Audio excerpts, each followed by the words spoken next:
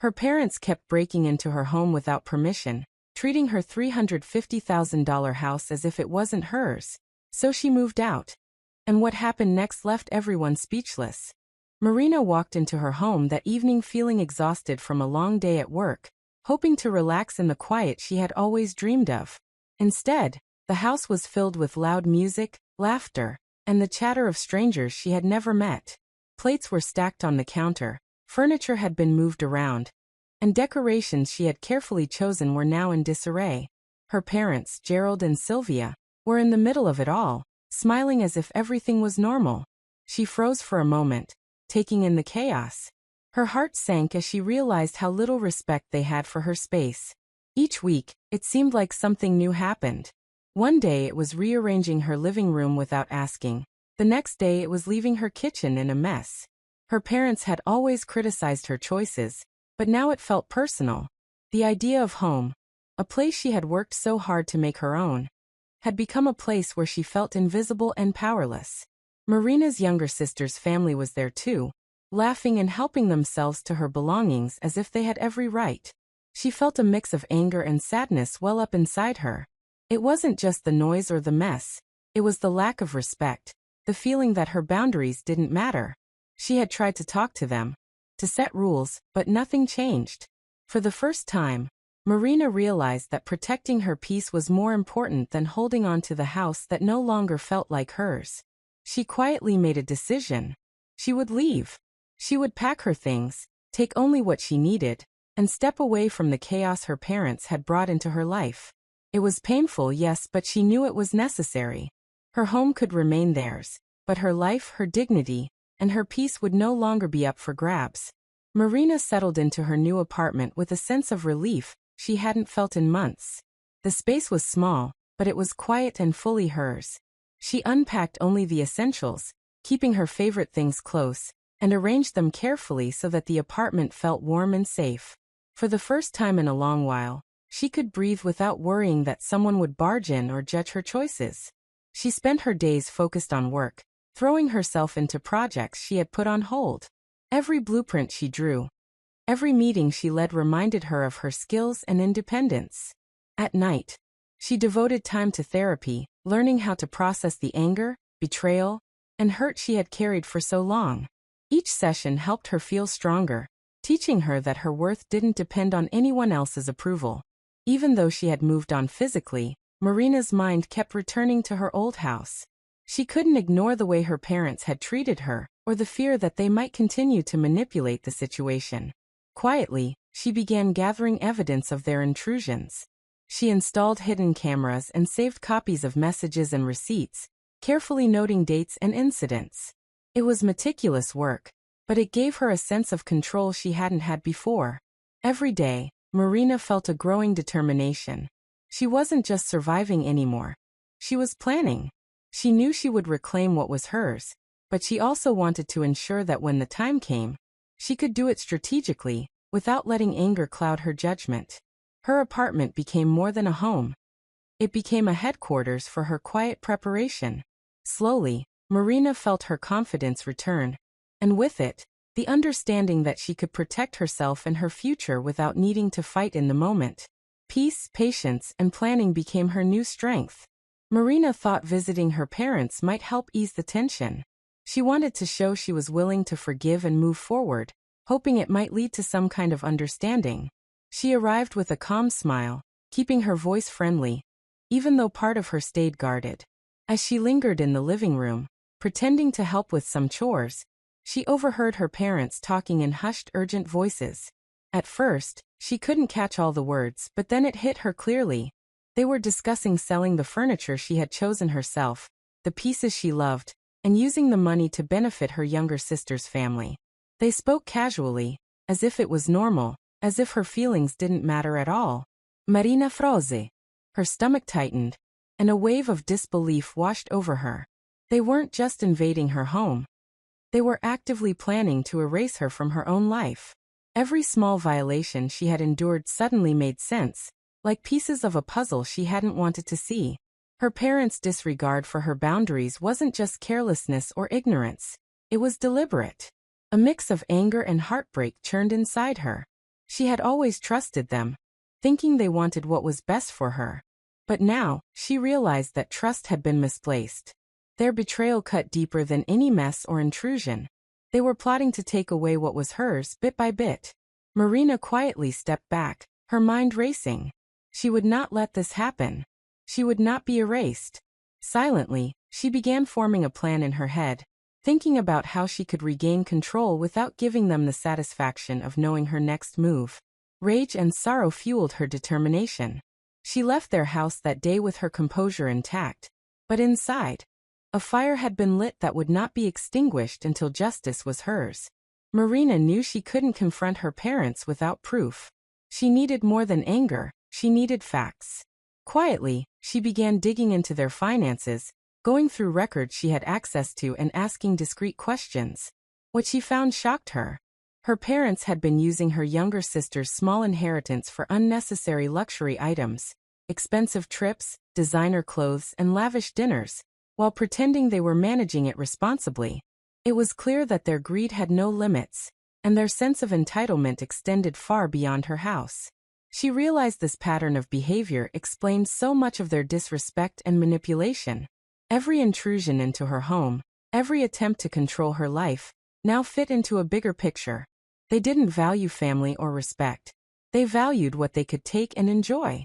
Marina felt a cold clarity settle in her mind. Instead of reacting immediately, she decided to turn the tables.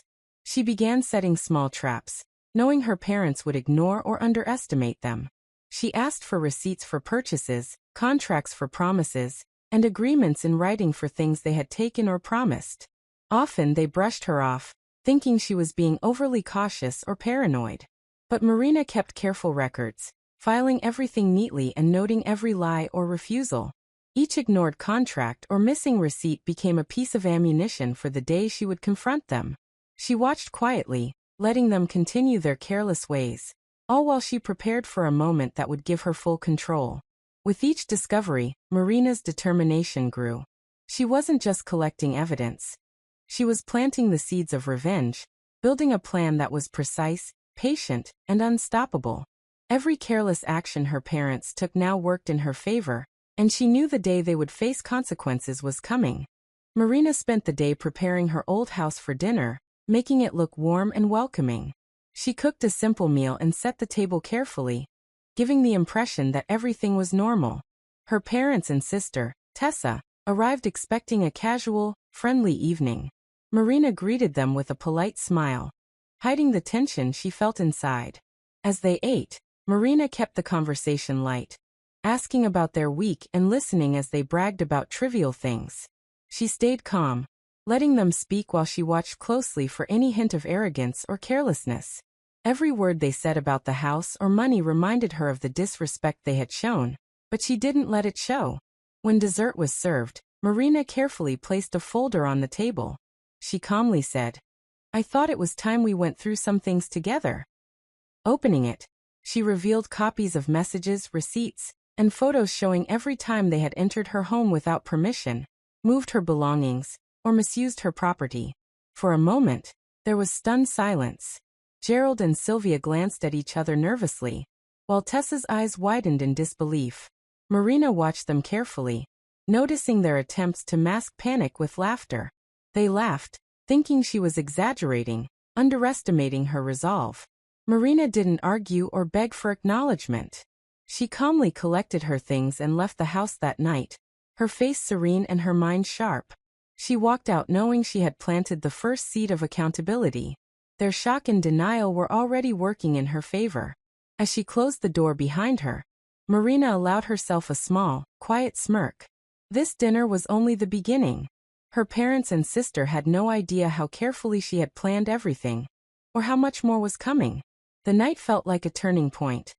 Her path to reclaiming control and delivering justice had officially started. Marina knew that anger alone wouldn't be enough to stop her parents. She needed a plan that had weight, one that would force them to respect her boundaries. She contacted a lawyer she trusted, someone skilled and discreet, and explained the situation in full detail. Together, they crafted a legal strategy that would give her control over her property without alerting her parents too soon.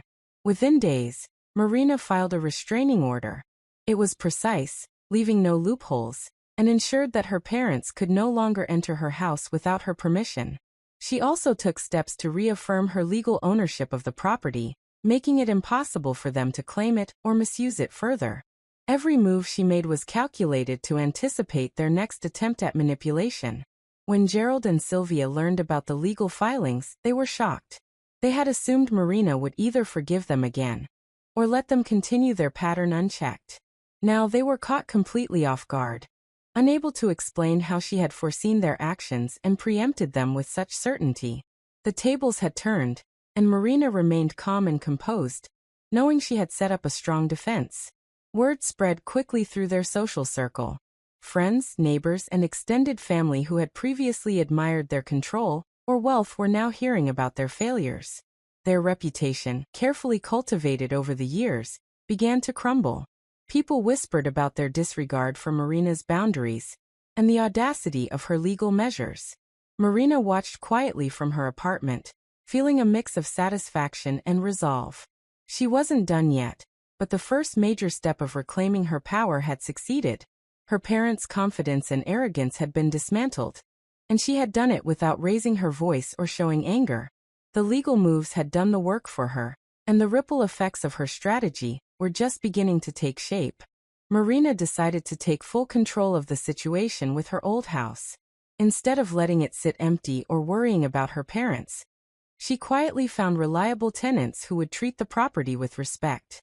She carefully screened each applicant, making sure they would follow the rules and care for the home the way she always had. While the tenants moved in, Marina began making small improvements to the property. She updated the landscaping, fixed minor repairs, and added touches that made the house look polished and inviting.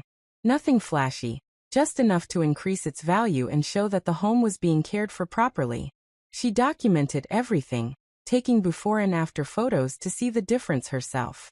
Marina's parents visited occasionally, thinking they could still intimidate or control her. But each time they walked through the house, they were met with changes they hadn't expected. The rooms looked brighter, cleaner, and more organized. Furniture was arranged tastefully, and the entire home had an air of order and ownership that made it clear Marina was in charge. Their sense of entitlement no longer worked here. Every subtle improvement, every thoughtful detail, became a reminder that the house was no longer theirs to manipulate. Marina felt a quiet satisfaction knowing that she had turned the tables without confrontation. She wasn't just protecting her property. She was reclaiming it fully, demonstrating that respect and responsibility mattered more than family ties when boundaries were ignored.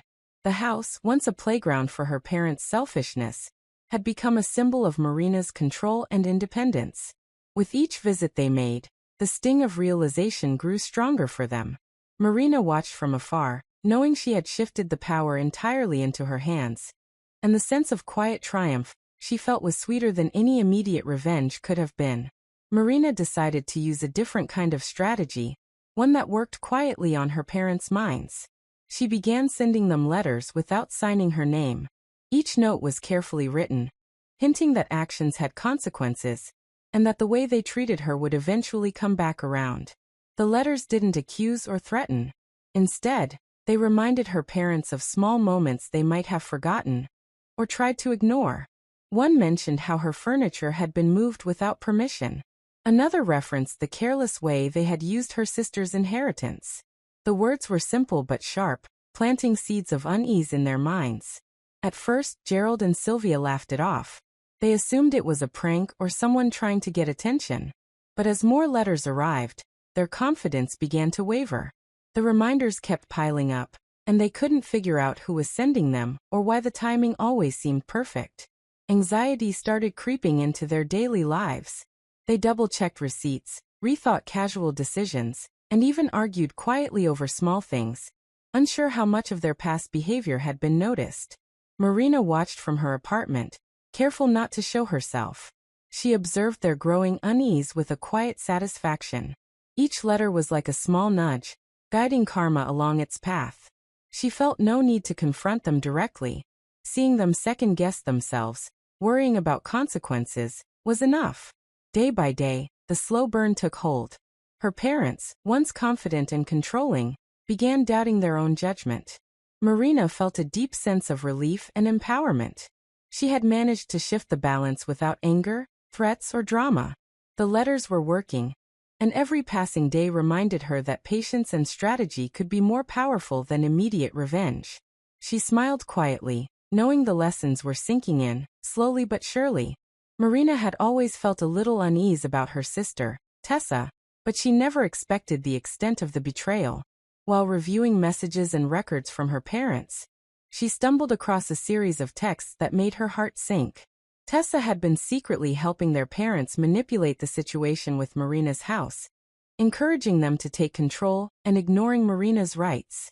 Every casual smile and friendly gesture from Tessa suddenly felt like a lie. Instead of reacting with anger, Marina decided to handle it calmly. She invited Tessa over under the pretense of a private conversation, framing it as a chance to reconnect.